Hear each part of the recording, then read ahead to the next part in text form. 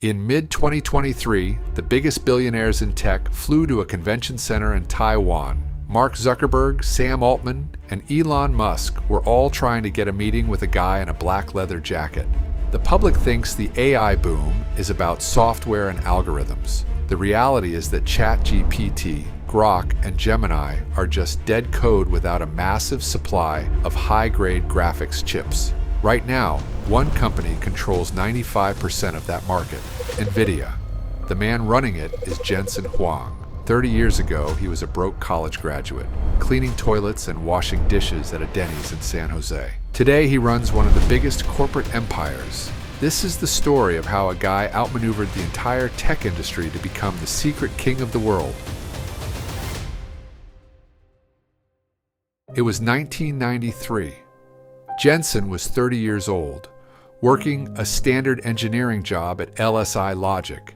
Every Tuesday, he met up with his two engineer friends, Chris Malachowski and Curtis Preem. They didn't even buy proper meals. They just sat there for hours, drinking endless cups of cheap coffee and eating plates of hash browns. The restaurant was in a rough neighborhood. The front windows had bullet holes, patched up with tape. Police sirens were constantly blaring outside. But inside that booth, the three engineers were looking at a massive shift in computing. At the time, personal computers were text-based, clunky, and incredibly boring. Windows 95 didn't even exist yet, but Jensen saw that the next generation of computing would be entirely visual. It would require 3D graphics. They decided to start a company to build a dedicated graphics chip. They didn't have a name, so they just labeled all their files NV, meaning next version. When Jensen told his mother he was quitting his safe job to build 3D graphics chips for video games, she gave him a brutal piece of advice. She looked him in the eye and said, "Why don't you go get a real job instead?" To the rest of the world, video games were just a temporary fad for teenagers. Nobody took them seriously. A normal computer chip, like an Intel Pentium, is like a brilliant professor. It solves incredibly complex math problems, but it solves them one by one. Jensen wanted to build a chip that could solve millions of incredibly simple math problems, all at the exact same time. It was a massive gamble. They scraped together $40,000 of their own money to incorporate the company. When they went to look for a legal name, they searched for words containing the letters N and V. They stumbled across the Latin word Nvidia, which literally means envy. Jensen loved the irony. He wanted his competitors to turn green with envy when they saw his technology, so they dropped the I and named it Nvidia. They managed to raise $2.2 million from venture capitalists who took a flyer on the idea. Jensen moved the operation out of Denny's and into a tiny office with no air conditioning. The team was so small they shared the space with a noisy pet parrot. In 1995, they finally launched their very first product, the NV1. It was an absolute disaster. Jensen had tried to make the chip do too many things at once. It handled graphics, sound, and even game controllers, but it used a bizarre mathematical system called quadratic curved surfaces. Right after the NV1 hit the market, Microsoft released Direct3D, a software standard that used polygons instead of curves. Nvidia's entire architecture was suddenly obsolete. The chip didn't work with any of the major games on the market. Sales plummeted to zero. Jensen had to lay off more than half of his workforce just to keep the lights on. They were down to their last 30 days of cash. Nvidia was staring directly into total bankruptcy before it even got off the ground.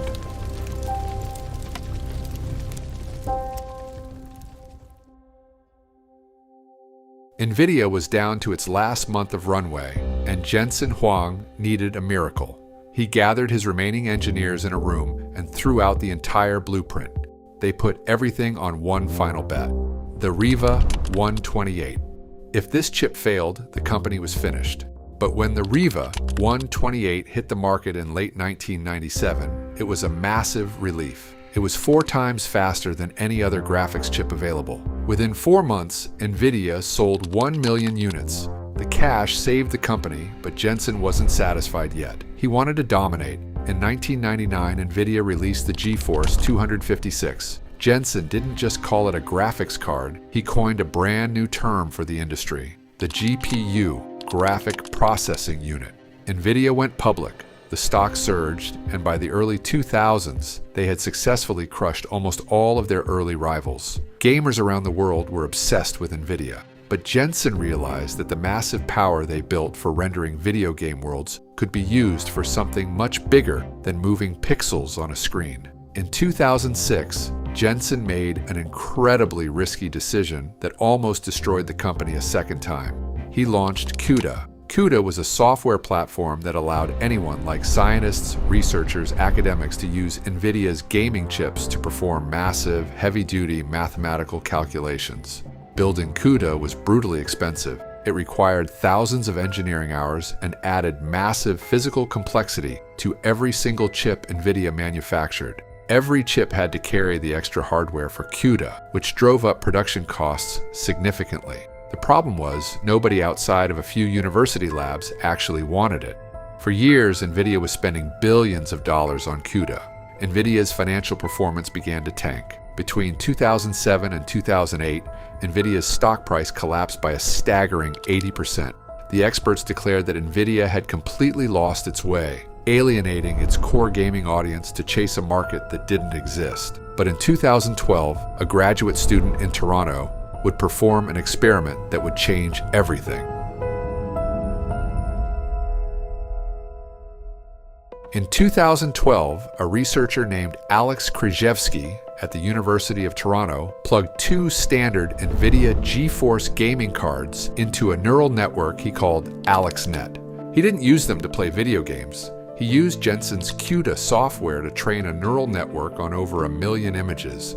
When he entered it into the ImageNet computer vision competition, the results changed computer science forever. AlexNet didn't just win, it crushed the runner-up by a massive 10.8 percentage point margin, proving once and for all that deep learning was the future of AI. AI researchers suddenly realized that the specialized chips Jensen had spent a decade funding were the perfect engines required to run deep learning. Fast forward to the 2020s, and the world entered a gold rush. Every tech giant on the planet realized that artificial intelligence would define the future. Tech companies began scrambling to build massive data centers, and they all needed the exact same hardware to do it. Nvidia's newest flagship chips, like the H100 and the newer Blackwell architecture, became the most coveted commodities in human history. The financial scale of this chokehold is staggering. A single H100 chip can cost upwards of $30,000 to $40,000. In early 2024, Meta's Mark Zuckerberg publicly announced that his company alone was building an infrastructure that would include over 350,000 Nvidia H100 chips by the end of the year. That is a single order worth billions of dollars handed directly to Jensen Huang. Jensen found himself in an unprecedented position of power. If you are a tech billionaire trying to build the next frontier model, you can't just order these chips online. You have to wait for an allocation. Jensen personally sits in secret allocation meetings, deciding which company gets the hardware they need to survive and which company gets left in the dark. The dynamic flipped entirely.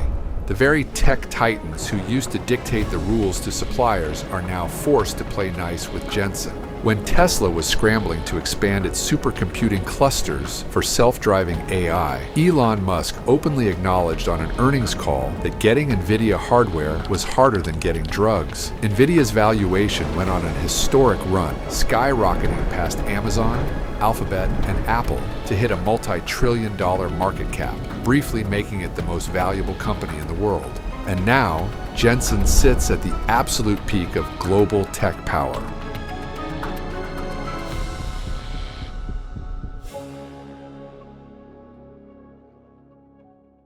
Nvidia is a multi-trillion-dollar empire, but it has a terrifying vulnerability. It is a fabless semiconductor company. That means Jensen's engineers design the absolute best chips in the world, but Nvidia doesn't actually manufacture a single one of them. Every single high-end Nvidia chip, which are 100% of the H100s, H200s, and Blackwell processors is manufactured by one single company, Taiwan Semiconductor Manufacturing Company. To understand the gravity of this chokehold, you have to look at the sheer physics of chip manufacturing. Building an AI chip isn't like building a smartphone or a car. It requires extreme ultraviolet lithography machines that cost over $350 million each, running in clean rooms so sterile that a single speck of dust can ruin a multi-million-dollar batch of silicon. TSMC has spent decades perfecting this incredibly precise process. Nobody else on Earth can match their yield or their sophistication. If China decides to invade Taiwan, or even just execute a naval blockade around the island, the global supply of advanced AI chips drops to absolute zero overnight. Jensen Huang and the entire tech sector knows it. This terrifying bottleneck has triggered an aggressive, silent war between world superpowers. The United States government views Nvidia's hardware as a critical national security asset. They don't want the Chinese military using Jensen's chips to train advanced warfare models or automate cyber weapons. In late 2022, the U.S. Department of Commerce placed strict export controls that legally blocked Nvidia from selling its top-tier A100 and H100 chips to customers in China. It was a devastating financial blow. China historically accounted for roughly 20 to 25% of Nvidia's data center revenue. But instead of folding, Jensen did what he always does. Within months, Nvidia's engineers bypassed the restrictions by designing downgraded versions of the chips, specifically tailored to slip just under the legal performance threshold set by the U.S. government. When the U.S. closed those loopholes with even stricter rules a year later, Nvidia simply designed an entirely new line of compliant chips for the Chinese market. Meanwhile, a massive, highly lucrative underground smuggling network has exploded across Asia. Independent brokers, shell companies, and black market syndicates are secretly moving thousands of banned Nvidia chips through neighboring countries into the hands of Chinese tech firms and research institutes. A single H100 card that costs $30,000 in Silicon Valley can fetch double that price on the streets of Shenzhen. Jensen is caught directly in the middle of a high-stakes chess match between Washington and Beijing. He is trying to protect his multi-trillion-dollar business, while the two biggest economies on Earth fight over the very soil where his chips are printed. But as the world is focused on the battle, Nvidia is already pulling off its final maneuver. Tech giants like Google, Meta, and Microsoft hate depending on Nvidia. They are currently burning billions of dollars trying to build their own internal AI chips, desperate to break free from Jensen Huang's allocation meetings. But Jensen saw this rebellion coming years ago. Even if a competitor somehow designs a piece of hardware that is faster or cheaper than an Nvidia GPU, it won't matter. They are locked inside an invisible cage. That cage is CUDA. Over the last 2 decades, every major AI model and millions of lines of production code are written specifically to run on CUDA. If a company wants to switch from Nvidia to a competitor like AMD or an in-house Google chip, they can't just swap the hardware. They have to rewrite their entire software stack from scratch. It is a monumentally expensive and a painful task that most tech firms simply refuse to risk. Jensen didn't stop there. He is aggressively pushing Nvidia, expanding into a full-stack monopoly. Nvidia is now transforming into the provider of integrated AI factories, selling entire multi-million-dollar data center rack systems directly to enterprises.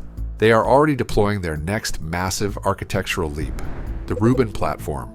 Rubin incorporates specialized Vera CPUs and advanced high-bandwidth memory designed to slash the computing costs of real-time AI agents. The strategy is working perfectly. In mid-2026, Nvidia's market capitalization skyrocketed to an unbelievable $5.1 trillion, cementing it as the most valuable corporate entity on the planet. Their annual revenues are projected to hit $170 billion.